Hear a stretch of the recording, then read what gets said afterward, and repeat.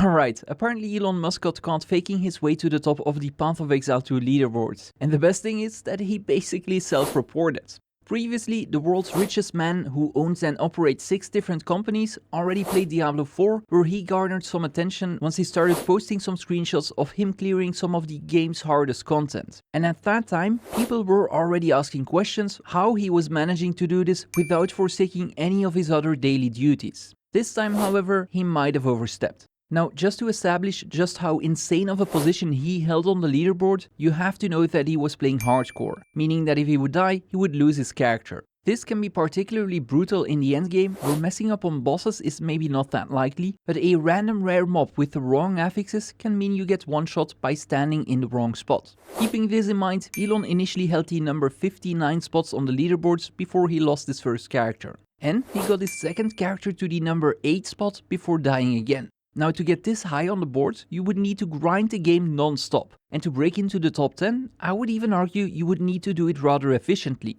This alone is of course no evidence, but there were a lot of red flags during one of his live streams. Now, I am relatively new to the franchise myself, but even I picked up on things that just didn't make sense. And to cover all of my bases, I also checked out the PC Gamer article, Reddit, and some of the game's biggest content creators reacting to his gameplay. I'll link all of their stuff in the description of the video and highly recommend you check those out as well. Okay, so the first of our red flags happens not even 5 minutes into the stream, as Elon doesn't seem to have a loot filter enabled, which is a relatively odd choice given the amount of items that tend to drop in a map, since you'd want to quickly be able to discern the very rare drops from all of the useless clutter, which is later evidenced by him running past Chaos Orbs, Val Orbs and even some Breach Splinters. In and of itself, this isn't much, but it is out of sorts for an endgame player, and not picking up some of the more rare currencies could also hint at a lack of game knowledge. That being said, he does fly through the first map without ever getting in real danger, so if he would have stopped his stream here, we'd probably be suspicious, but we wouldn't have enough evidence for any sort of conclusion. But then comes the next map, or rather, he struggles to enter one.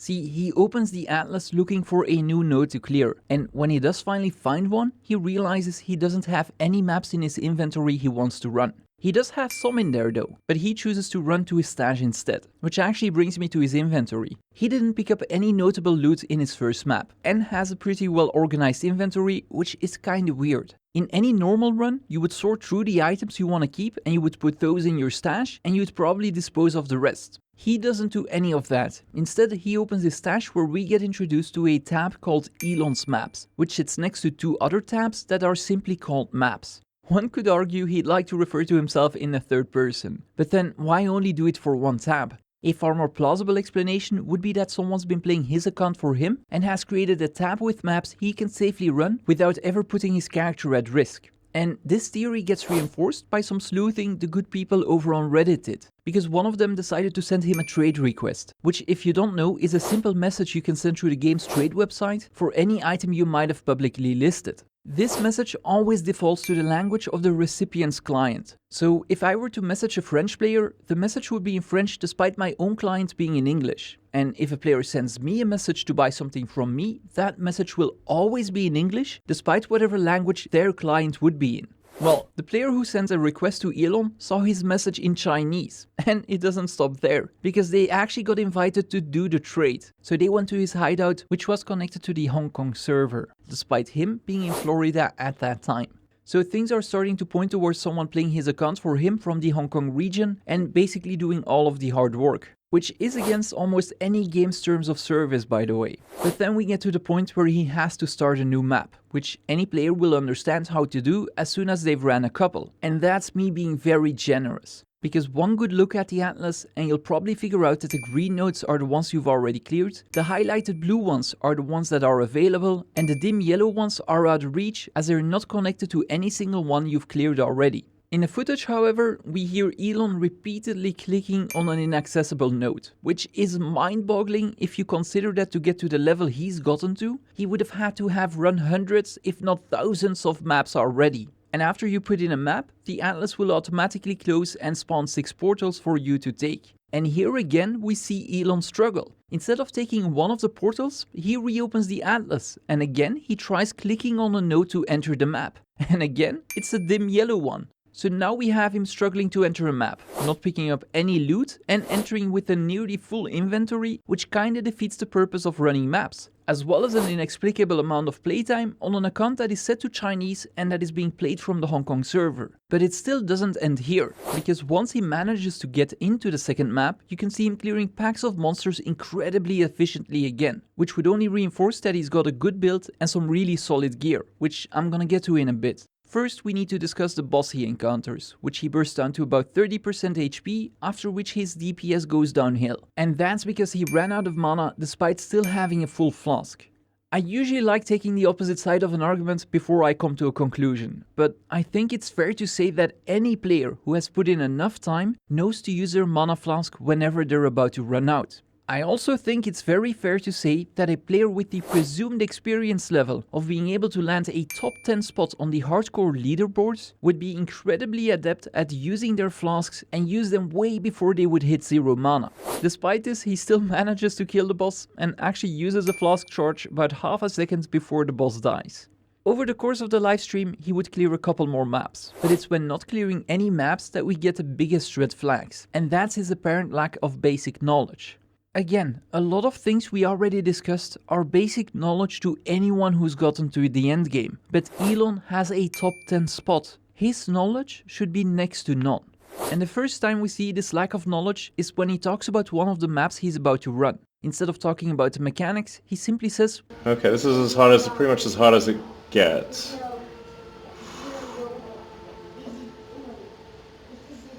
So, level 16...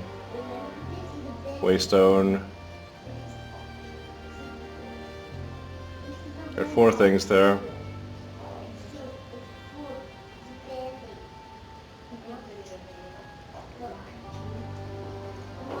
So this one has a real risk of dying.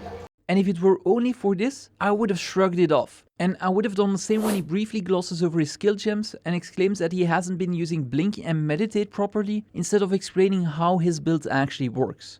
But then he gets to his gear, where he shows us once again he has no clue just how good the items he has are, as he discusses his staff being a low level and that he hasn't found one in over 30 levels. This is a bit of a peculiar statement, as most of this level of gear isn't found but improved through crafting by using various currencies, which, if you remember, he doesn't seem to pick up.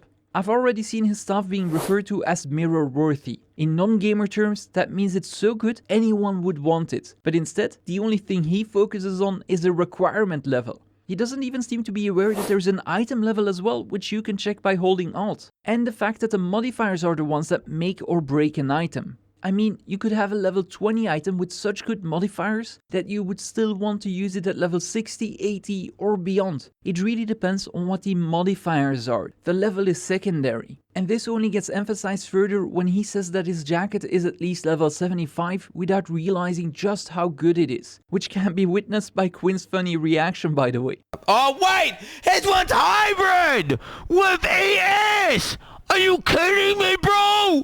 The same goes for the rings being only level 48 and 49, despite one being a breach ring, which has a much higher maximum quality than any other item. And then we get to the gloss. His character has the Hands of Wisdom and Furtive Action, or in short, Hawa, which drops from one of the game's hardest challenges and is essentially the reason why he's one-shotting all of these monster packs. But instead of focusing on either of those, all he cares about is them being very low level again. Now, from what I understand, he's playing hardcore, but not solo self-found. So there is a chance he could have traded for the gloss. But getting enough currency together to get a pair would again require a massive time investment. I would say that any of the elements I just talked about separately wouldn't necessarily be enough to draw any sort of conclusion, except maybe for the account language and the region it's being played in. But if you put all of this together, the inevitable is really hard to ignore, and I think that's a shame. I think everyone in the community would have loved it just as much if he showcased himself struggling on the Act 2 boss for the first time, maybe failing his first Ascendancy trial, and some other challenges we might have all struggled on at some point. But this isn't it.